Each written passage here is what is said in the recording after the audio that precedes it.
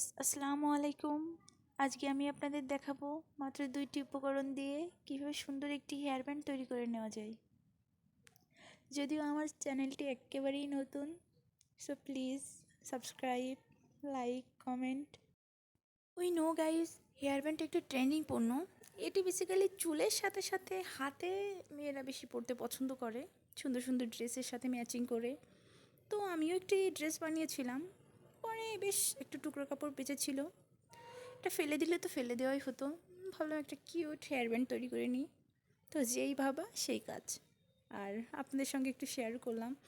যদিও এটা আমার ফার্স্ট টাইম শেয়ার করা, আগেও আমি অনেক হেয়ার ব্যান্ড তৈরি করেছি, কিন্তু কখনো শেয়ার করা হয়নি। এবার সাহস নিয়ে শেয়ার করেই ফেললাম। তো আশা করি আপনাদের সবার ভালো লাগবে।